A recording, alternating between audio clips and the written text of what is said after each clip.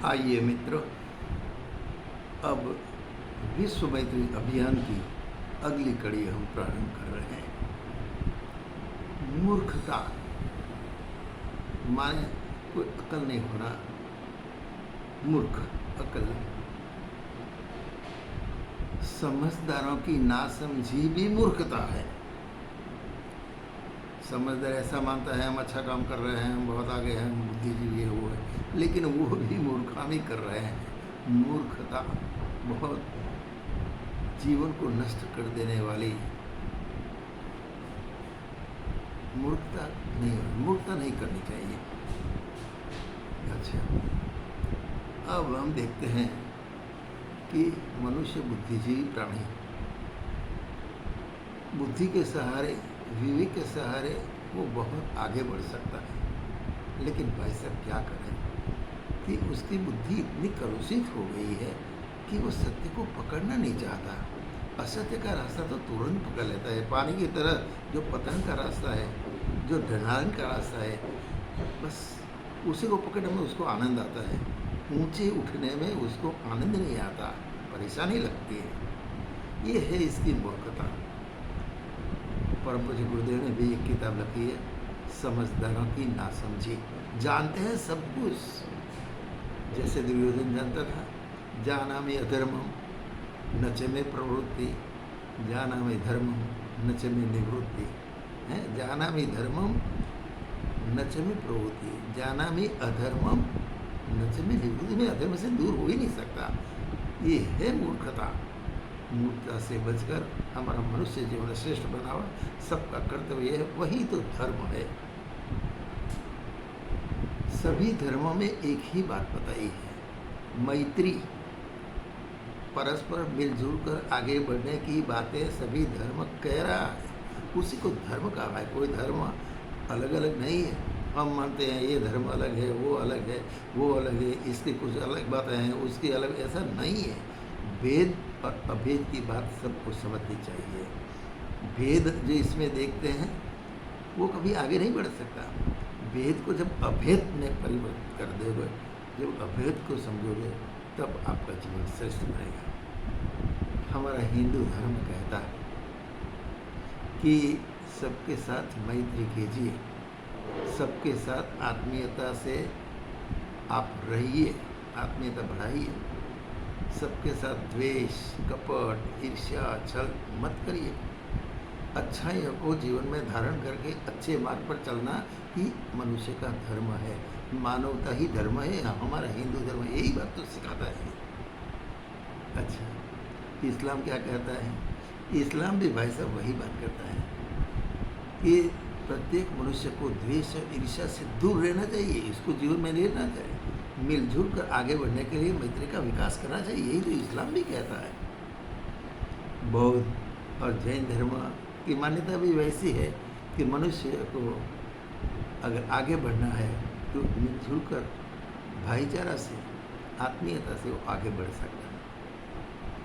और ईसाई धर्म तो यहाँ तक कहता है कि अगर आपके पड़ोस में रहने वाला आपका पड़ोसी अगर भूखा है तो आप कैसे खा सकते हो? आपको खाना कैसे पसंद आता है? वो भूखा है और आप भोजन कर रहे हो मस्ती से। क्योंकि इसमें कोई करुणा की भावना, दया की भावना आप पे नहीं तो निष्ठुरता है। वो धर्म नहीं हो सकता। ईसाई धर्म कहता है। भाई साहब, ये सब बात हम नहीं समझते, वैसा नहीं है। जो बुद्धिजीवी है वो सारी की सारी बातें समझते। धर्म की बात बताने वाले उपदेशक, धर्माधिकारी, मठाधिपति अपने प्रवचन, मन से जो प्रवचन देते हैं, घंटा तक वो नॉन स्टॉप बोलते हैं, उपदेश देते हैं आगे बढ़ने के लिए, मानवता के लिए, धर्म के लिए अच्छी अच्छी बातें करती हैं। भाई साहब, वो समझदारों की भी नासमझी है। वो इस रास्ते पर चलने के लिए बिल्कुल तैयार नहीं। इसलिए तो कहा है ना, कथनी करनी भिन्न जहाँ है, धर्म नहीं पाखंड वहाँ है। ये पाखंड वाले जो धर्मोपदेश है वो खुद गुड़ खा रहे हैं मस्ती से, और दुनिया में निकल पड़े हैं उपदेश देने। गोई भाई गुड़ मत खाओ। क्यों? इनको ये कहने का अधिकार नहीं है। जब तक वो अपने जीवन में उन आदर्शों को धारण नहीं करेंगे, हाँ, और दूसरों को उपदेश देने की बात करते हैं, उपदेश से क्या लाभ? आज तक इतने सारे उपदेश तो बेकार गए, निष्फल गए, कोई आगे नहीं बढ़ा। नहीं, वह लोग गिनते रहते हैं, हमारी इतनी कथाएँ हुई, हमारा इतना ये हुआ, हमारा वो हुआ, वो कुछ नहीं हुआ भाई साहब। धर्म के नाम पर जीरो। धर्म मानवता अपनाना सिखाता है। धर्म एक दूसरे को मिलाता है। धर्म में आत्मीयता बढ़ती है। धर्म किसी को दुश्मनावट, वैर, झैर, कपट, छल इससे बहुत दूर रखता है। तो ये ज़िंदगी में धारण करना चाहिए।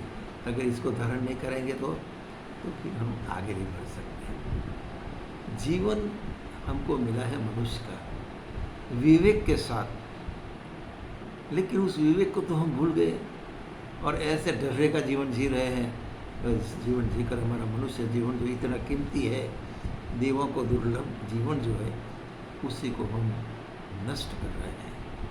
तो आइए हम इस बात को हमारे जीवन में लाइए। हम मूर्खता न करें, हम बुद्धिजीवी हैं, हम विवेकशील हैं। हम विवेक से मानवता का प्रचार करेंगे, मानवता से लोगों के साथ जुड़ेंगे, और उसका एक ही है रास्ता, और वो रास्ते का नाम है मैत्री।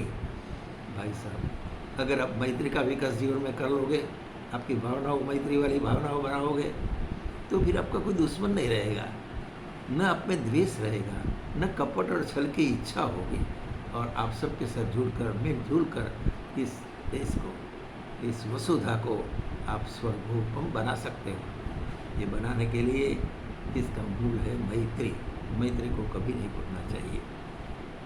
उपदेश देना तो क्या है? उपदेश तो एक साधारण बात है। आज देखो अहंकार कितना बढ़ गया है। धन का, किसी को धन का अहंकार, किसी को बुद्धि का अहंकार, किसी को पद प्रतिष्ठा का अहंकार, किसी को यौवन का अहंकार, किसी को रूप का अहंकार, किसी को अपनी बुद्धिमत्ता का अहंकार। कितने सारे अहंकार, ढेर सारे अहंकारों से मनुष्य घिर गया है।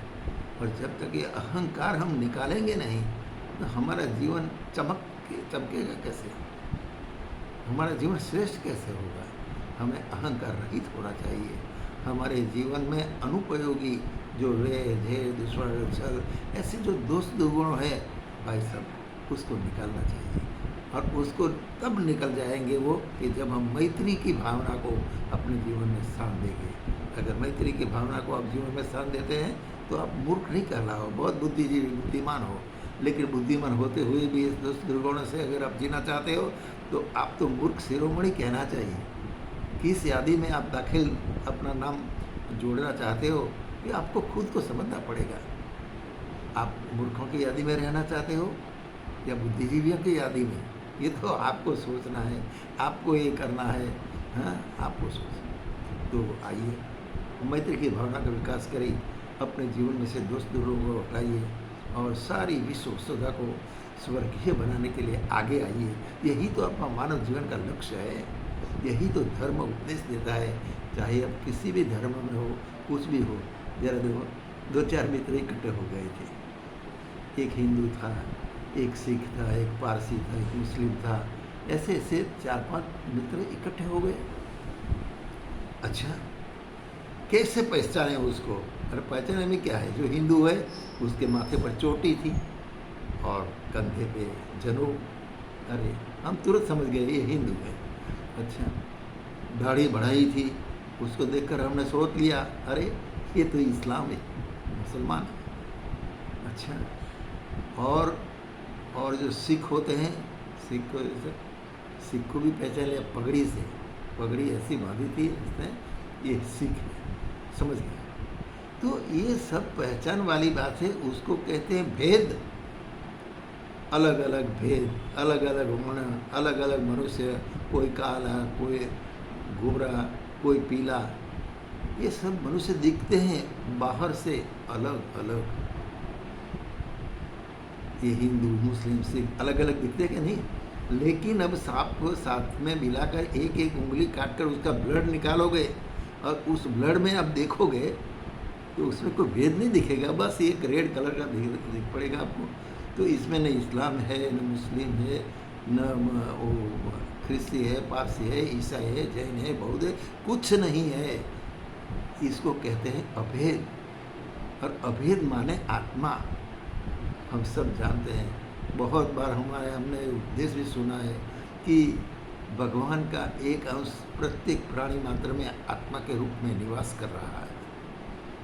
ये रक्त की तरह है, सभी में आत्मा में कोई भेद नहीं होता, एक प्रकार का है।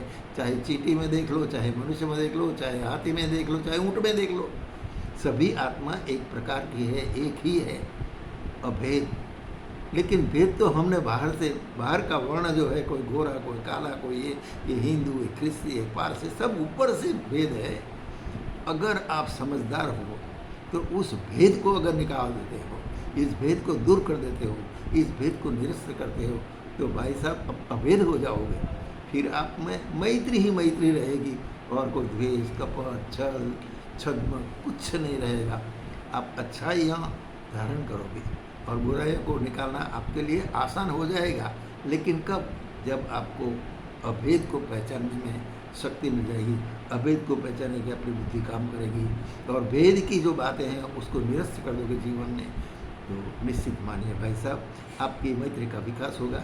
मैत्री का विकास होने से विश्व मैत्री अभियान तो सफल होगा ही होगा, और वसुधैव कुटुंबकम जो हम बनाना चाहते हैं वो साकार स्वरूप धारण करेगा। ये तब करेगा जब हम मैत्री का विकास करेंगे। आइए मैत्री के विकास के लिए हम सब एकजुट बनकर आगे बढ़े। इसके साथ आज की इस कड़ी को हम यहाँ समाप्त करते हैं। आप सभी को उदय सिंह चौहान का सप्रेम प्रणाम।